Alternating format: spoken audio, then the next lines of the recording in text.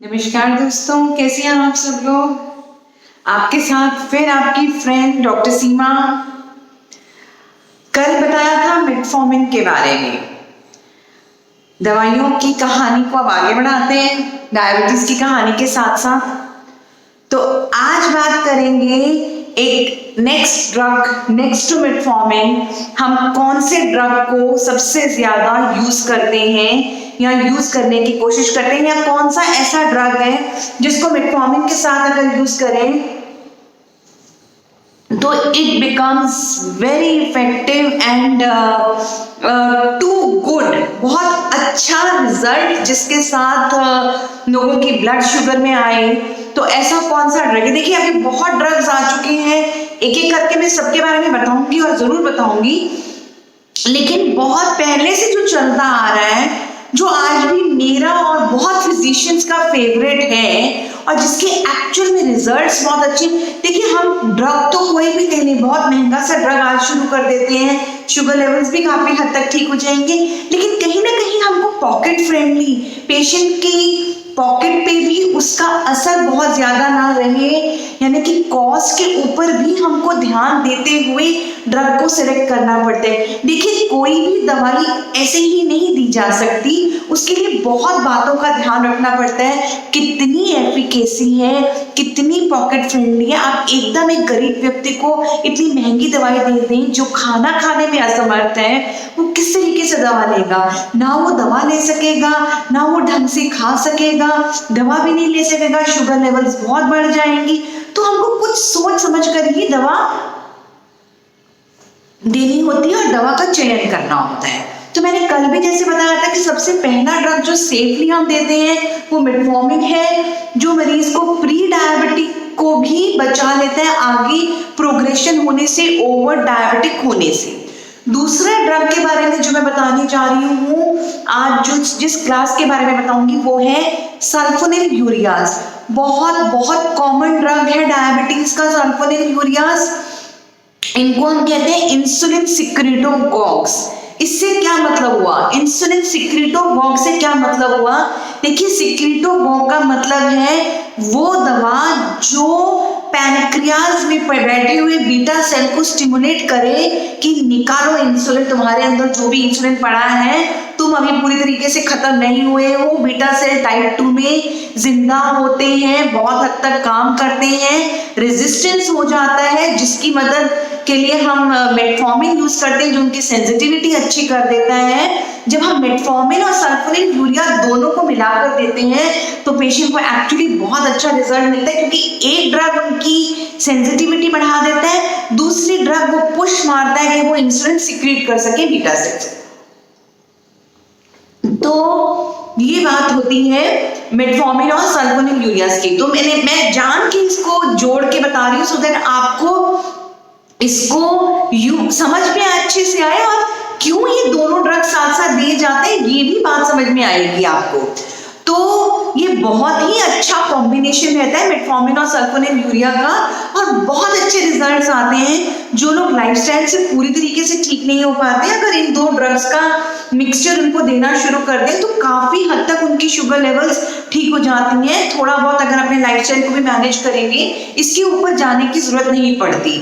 अगर बहुत ज्यादा शुगर लेवल्स बढ़ चुके हैं, उसमें हम कुछ नहीं कर सकते, तो हमको और ड्रग्स देने पड़ते हैं। कई कंडीशंस ऐसी भी होती हैं जिसमें हमको सल्फोनिल यूरिया नहीं देना पड़ता और हायर लेवल ऑफ ड्रग्स देने पड़ते हैं।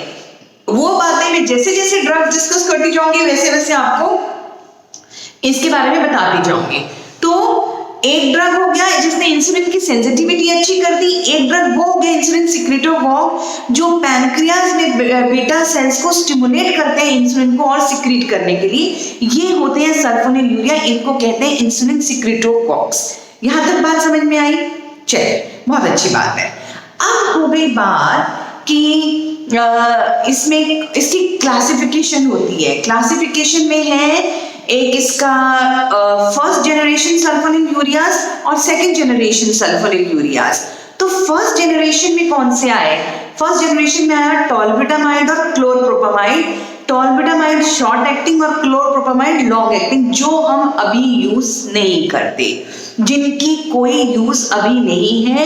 कभी कुछ कुछ प्रिस्क्रिप्शंस में आप देखेंगे कि जो एक डायबिटीज इंसिपिडस नाम की बीमारी है, दूसरे तरीके की एक डायबिटीज है, उसमें कभी कभार क्लोरोप्रोपामाइड यूज होता है, अदरवाइज इस दवा को हम now we don't use it any more. What we use is the second generation sulfonylureas. और सेकेंड जनरेशन सल्फोनिल यूरिया में कौन से आते हैं? देखिए, ग्लिबेनक्लेमाइड आता है, ग्लिपिजाइड आता है, ग्लिक्लाजाइड आता है और ग्लिमेप्राइड आता है। इसमें भी जो हम रोजमर्रा में यूज करते हैं, हम ज्यादा यूज करते हैं ग्लिक्लाजाइड और ग्लिमेप्राइड। देखिए, ये सब बहुत पोटेंट ड्रग्स हैं, जिसमें सबसे ज्यादा पोटेंट है glibenclamide. Glibenclamide is a very much potent drug. और अभी मैं आगे बताने वाली हूँ सल्फोनिल यूरिया का सबसे बड़ा साइड इफेक्ट क्या है कि मरीज हाइपोग्लाइसीमिया में चला जाता है, यानी कि उसके शुगर लेवल्स बहुत कम हो जाते हैं। तो ग्लिबेनक्लेमाइड एक ऐसा ड्रग है जो सबसे ज्यादा पोटेंट है, इससे सबसे ज्यादा मरीज हाइपोग्लाइसीमिया में चला जाता है। देखिए, वेस्टर्न कंट्रीज ने तो इस दवा को बैन कर दिया है, लेकिन हमारे देश में अभी भी कहीं ना कहीं ये चल रही है, क्योंकि बहुत लो कॉस्ट है, गरीब लोगों के लिए बहुत पॉकेट फ्रेंडली है, इफेक्टिव बहुत ज्यादा है, ध्यान से ली जाए तो इसमें फिर भी हम लोग बहुत ज्यादा नहीं देते, क्योंकि इसमें हाइपो के केसेस बहुत ज्यादा हो जाते हैं। लेकिन कहीं ना कहीं पाया जाता है कि जेस्टेशनल डायबिटीज यानी कि जो प्रेग्नेंट वुमेन है, उनमें ग्लिबेनक्लेमाइड बहुत सेफ देखा गया है। तो ये हुई छोटी सी बात ग्लिबेनक्लेमाइड की and classification of sulphonyl ureas. अब ये सल्फोनिल यूरिया, ये तो मैंने बता दिया कि ये बीटा सेल जो पैनक्रियास में बैठे हैं उनको स्टिमुलेट करते हैं इंसुलिन सीक्रेट करने के लिए, लेकिन ये ऐसा करते कैसे हैं? तो यानी कि मैकेनिज्म ऑफ एक्शन क्या है, तो ध्यान दीजिए। मैकेनिज्म ऑफ एक्शन है, आपने खाना खाया, आपकी बॉडी में कार्बोहाइड्रेट गया, शुगर बन गई, यानी कि ब्लड में शुगर की मात्रा बढ़ गई। जब भी ब्लड में शुगर की मात्रा बढ़ती है तो क्या होता है, आपके जो ब्रेन है, आपके पैनक्रियास को सिग्नल देता है कि इंसुलिन निकालो। कैसे इंसुलिन निकलता है? वो सिग्नल के लिए पूरी एक एक साइकिल चलती है, ऐसे ही नहीं इंसुलिन निकलता। क्या होता है कि वो जो शुगर है वो चली गई GLUT2 ट्रांसपोर्टर, कोई उसको ट्रांसपोर्टर है, गाड़ी है, उसको लेके चली गई बीटा सेल के अंदर, बैठ गई बीटा सेल में चली गई। अब ये जो GLUT2 ट्रांसपोर्टर लेके गया है, दिस इज इंसुलिन इंडिपेंडेंट, इसका इंसुलिन से कोई लेना देना नहीं है। इंसुलिन पड़ी है नहीं पड़ी है, जब आपने ग्लूकोज खाया, जब शुगर की मात्रा ब्लड में ज्यादा बढ़ी, GLUT2 ट्रांसपोर्टर उठा के ग्लूकोज को आपके बीटा सेल के अंदर ले गया। हो गई बात। वहां जाकर क्या होता है कि ग्लूकोज को एक एंजाइम मिलता है, ग्लूकोकाइनेज। ये वो एंजाइम है, इस एंजाइम को कहते हैं कि ये सेंसर है बीटा सेल में कि भी ग्लूकोज आ गया, अब इसने अपना काम शुरू करना है। तो ग्लूकोकाइनेज क्या करेगा, ग्लूकोज को चेंज कर देगा ग्लूकोज 6 फॉस्फेट में। अब जो ये ग्लूकोज 6 फॉस्फेट है, ये है मेन चीज, ये आपकी बॉडी की मेटाबॉलिक प्रोसेसेस में काम आती है। अब मेटाबॉलिक प्रोसेसेस में काम आने के लिए एनर्जी चाहिए। एनर्जी किस तरीके से मिलेगी? एटीपी मॉलिक्यूल से। तो ये जब ग्लूकोकाइनेज लगती है ना, तो ये ग्लूकोज 6 फॉस्फेट बनाती है और इधर से एटीपी मॉलिक्यूल्स भी जनरेट हो जाते हैं, जिससे कि आप अपने मेटाबॉलिक प्रोसेसेस कर सकें। ठीक, यहां तक बात हो गई। अब क्या होता है कि एटीपी मॉलिक्यूल्स जब बहुत ज्यादा बन जाते हैं, तो बीटा सेल के अंदर पोटेशियम एटीपी चैनल होता है, एटीपी सेंसिटिव पोटेशियम चैनल, यानी कि जब एटीपी मॉलिक्यूल ज्यादा बढ़ेंगे, वो क्या करेगा, उस पोटेशियम चैनल को बंद कर देगा। उसके बंद करने से सेल के अंदर पोटेशियम लेवल बढ़ जाता है और सेल आपका डीपोलराइज हो गया। पोटेशियम लेवल बढ़ा, सेल डीपोलराइज हो गया। अब क्या हो गया, सेल के डीपोलराइज होने के बाद जो कैल्शियम सेल के बाहर पड़ी है, वो इनफ्लक्स यानी कि बीटा सेल के अंदर घुस गई। बीटा सेल के अंदर कैल्शियम जाने के बाद बीटा सेल इंसुलिन रिलीज करनी शुरू हो जाती है। तो ये है मेन मैकेनिज्म, ये तो है मैकेनिज्म। पर सल्फोनिल यूरिया क्या करता है? सल्फोनिल यूरिया जाकर बीटा सेल के सल्फोनिल यूरिया रिसेप्टर पर अटैच हो गया। वो रिसेप्टर और पोटेशियम एटीपी चैनल साथ साथ है। जब सल्फोनिलयूरिया उसको अटैच हो गया, उसने पोटेशियम एटीपी चैनल को भी बंद कर दिया। बंद करने से क्या हुआ, सेल के अंदर फिर पोटेशियम बढ़ गई, फिर सेल डीपोलराइज हुआ, सेल ने इन्फ्लक्स किसकी करी, कैल्शियम ले लिया, रिलीज कर किसको किया, इंसुलिन को किया। तो इस तरीके से बीटा सेल्स में से इंसुलिन रिलीज होता है after you take your meals, after the glucose is been taken, after the sugar is been taken.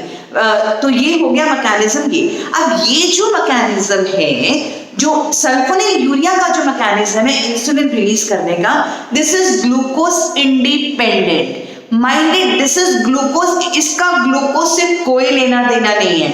आपके ब्लड में ग्लूकोज है नहीं है, अगर आपने सल्फोनिलयूरिया दे दिया तो ये इस तरीके से बीटा सेल्स में से इंसुलिन निकालता रहेगा। इसीलिए इस ड्रग से हाइपोग्लाइसीमिया होने के चांसेस ज्यादा होते हैं, क्योंकि ये ध्यान, सपोजिंग आप सल्फोनिलयूरिया ड्रग लेते हो, आप डायबिटिक हो, लेकिन आज आपने अपना लंच मिस कर दिया, तो आपकी बॉडी में कार्बोहाइड्रेट गया ही नहीं। जब आपने खाना खाया नहीं पर ड्रग अपना ले लिया, तो सल्फोनिलयूरिया ने तो अपना काम शुरू कर दिया, वो तो निकालेगा इंसुलिन। उसको ये पता ही नहीं है, वो इंडिपेंडेंट है, ग्लूकोज इंडिपेंडेंट है। आगे मैं कुछ ऐसे ड्रग्स बताऊंगी, DPP-4 वगैरह इनहिबिटर्स, जो ग्लूकोज डिपेंडेंट है। वो देखते हैं कि खून में कितना ग्लूकोज पड़ा है, उसके हिसाब से ही वो इंसुलिन सिक्रीट करते हैं। लेकिन ये ऐसा सल्फोनिलयूरिया नहीं करता, ये इसकी एक बहुत बड़ी कमी है। इसके कारण मरीज जो सल्फोनिलयूरिया लेते हैं वो हाइपोग्लाइसीमिया में भी जा सकते हैं। ठीक, ये बात समझ में आई? अच्छा, अब ये भी है कि सल्फोनिलयूरिया एक सल्फा डेरिवेटिव है, तो क्या जिन लोगों को सल्फा ड्रग्स के से एलर्जिक रिएक्शंस या जिनको उस दवाई से कोई एलर्जी है, तो उनको सल्फोनिलयूरिया से भी होता है? नहीं, ऐसी क्रॉस रिएक्टिविटी नहीं पाई गई। अच्छा, अब ये बताएं कि सल्फोनिलयूरिया के साइड इफेक्ट्स क्या हैं। देखिए, सल्फोनिलयूरिया में सबसे बड़ा और सबसे महत्वपूर्ण साइड इफेक्ट है हाइपोग्लाइसीमिया, मैंने आपको बता दिया। दूसरी इसमें चीज क्या है, वेट गेन। वेट गेन क्यों होता है? क्योंकि इंसुलिन सिक्रीशन ज्यादा होती है, ज्यादा इंसुलिन सिक्रीट होगा, ज्यादा वेट गेन होगा।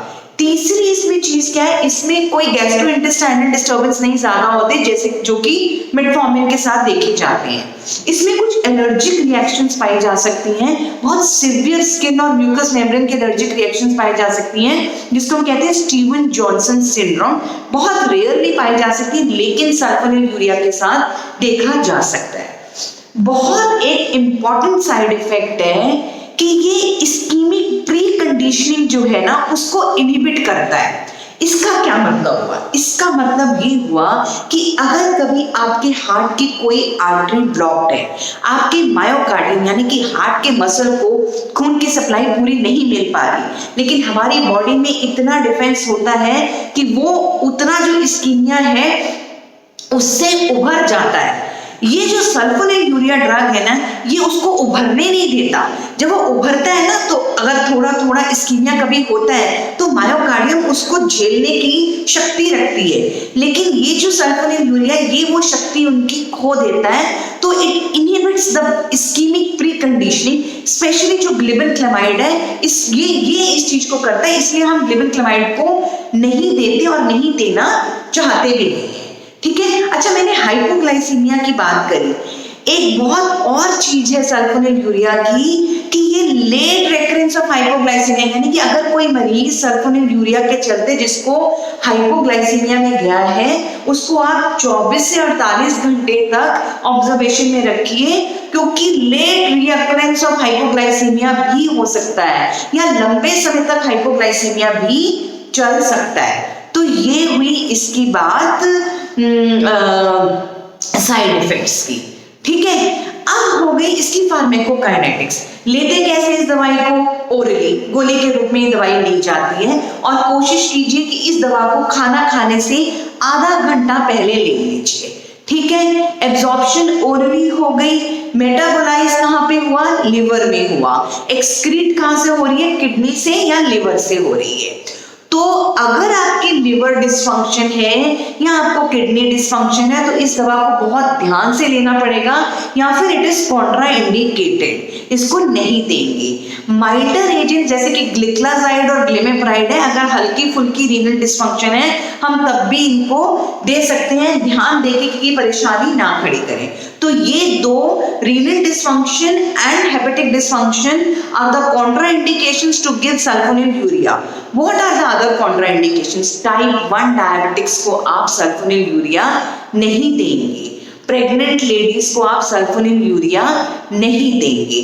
तो ये हुई इस दवा की मोटी मोटी बात। तो आजकल जो हम देते हैं ज्यादातर हम ग्लिक्लाजाइड और ग्लिमेप्राइड देते हैं, क्योंकि यही दो ड्रग्स हैं जो बहुत इफेक्टिव हैं, बहुत पोटेंट हैं, बहुत सेफ हैं, बहुत एफिकेशियस हैं।